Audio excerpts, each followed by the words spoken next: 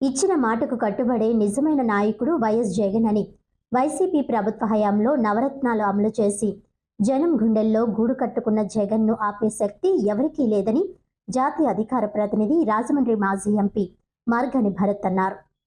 సిటీలో నేడు వైసీపీ నాయకులు కార్యకర్తల మధ్య జగన్ పుట్టినరోజు వేడుకలు ఘనంగా జరిగాయి.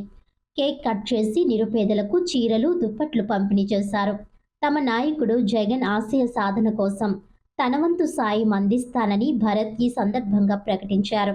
డ్వాక్రా మహిళలకు ఆర్థిక సహాయాలు, వేల మంది వాలంటీర్లకు జీతాలు, లక్షల మంది పేదలకు పెన్షన్లు, కోట్ల మందికి ఇళ్ల స్థలాలు, ఇంటింటికి రేషన్ సౌకర్యం, విద్యార్థులకు ఫీజు రాయితీలు, మెరుగైన ఉచిత వైద్యం ఇలా ఎన్నో సదుపాయాలు అందించారని అన్నారు.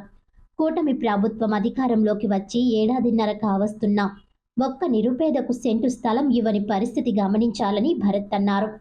ఈ కార్యక్రమంలో భరత్తో పాటు మాజీ రాష్ట్ర గ్రీనింగ్ మరియు beautification corporation chairman Chandan Nageshwar పాల్గొన్నారు. అలాగే సిటీ పార్టీ శ్రేణులు, కుటుంబ సభ్యులు, శ్రేయోభిలాషులు, ప్రజలు పాల్గొన్నారు. పుట్టినరోజు వేడుకలు ఆంధ్రప్రదేశ్లోనే కాదు భారతదేశ వ్యాప్తంగా పలు రాష్ట్రాల్లో, పలు సిటీస్లో కూడా ఎంతో ఘనంగా చేస్తూ ఉన్నారు. ఇవాళ ప్రజలందరూ కూడా గుర్తుకు చేసుకుంటూ ఉన్నారు, జగనన్న ముఖ్యమంత్రి కింద ఉంటే మాకు ఈ సంక్షేమ పథకాలు వచ్చేవి కదా, మాకు ఈ యొక్క పథకాలు స్టూడెంట్స్ చూసినట్టయితే ప్రతి క్వార్టర్లీకి కూడా విద్యా దీవెన, వసతి దీవెన అని జగనన్న ఇచ్చేవాడు. ఈ 2 సంవత్సరాల కాలంలో ఈ చంద్రబాబు నాయుడు గారు ప్రభుత్వం వచ్చిన తర్వాత ఏం చేశారని అడుగుతా ఉన్నా. మరి మహిళలైతే జగనన్న చేయూత, ఆసరా అనే పథకాలు ప్రతి సంవత్సరం కూడా వచ్చాయి. మరి వీళ్ళు వచ్చిన తర్వాత ఏమి ఇచ్చారు అని ఇవాళ ప్రశ్నిస్తూ ఉన్నాం. ఇవాళ చంద్రబాబు నాయుడు గారు ప్రభుత్వం వచ్చిన తర్వాత ప్రజలందరినీ కూడా మోసం చేసి ఇవాళ అధికారంలోకి వచ్చారు. జగన్మోహన్ రెడ్డి గారు ఉంటే ఇవాళ పేదల చేతుల్లో డబ్బులుండేవి. పేదలందరూ కూడా ఎంతో ఆనందంగా పండగలు జరుపుకున్న సందర్భాలు, వాళ్ళ జీవన శైలి కూడా ఎంతో మార్పు తీసుకుని వచ్చారు.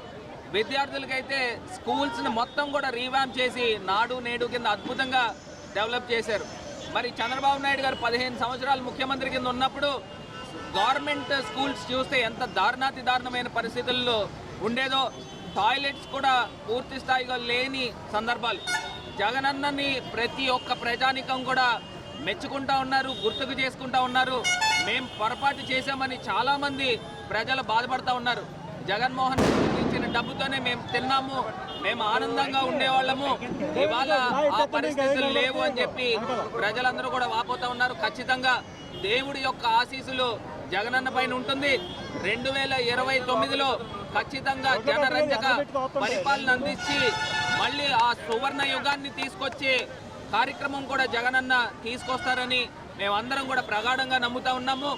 మరి మనం ఎవరం కూడా ఆ రోజుల్లో రామరాజ్యం చూడలేదు, కానీ ఇప్పుడు జగన్మోహన్ రెడ్డి గారు 2019 నుంచి 24 దాకా ఆయన ఇచ్చిన సంక్షేమ పథకాలు విద్యార్థుల దగ్గర నుంచి, మహిళల దగ్గర నుంచి, నిరుద్యోగ యువత దగ్గర నుంచి, రైతన్నల దగ్గర నుంచి ఎన్నో సంక్షేమ పథకాలు ఇచ్చిన మరి గొప్ప నేత జగనన్న. దేవుడి యొక్క ఆశీస్సులు సంపూర్ణంగా ఉండి మళ్ళీ 2029లో జగనన్న వన్స్ మోర్ అనే విధంగా మళ్ళీ ముఖ్యమంత్రి పీఠాన్ని అధిరోహిస్తారని మేమందరం కూడా ప్రగాఢంగా నమ్ముతున్నాము. ఖచ్చితంగా దేవుడి యొక్క ఆశీస్సులు జగనన్న పైన ఉంటుందని కూడా మేము నమ్ముతూ హ్యాపీ బర్త్డే జగనన్న.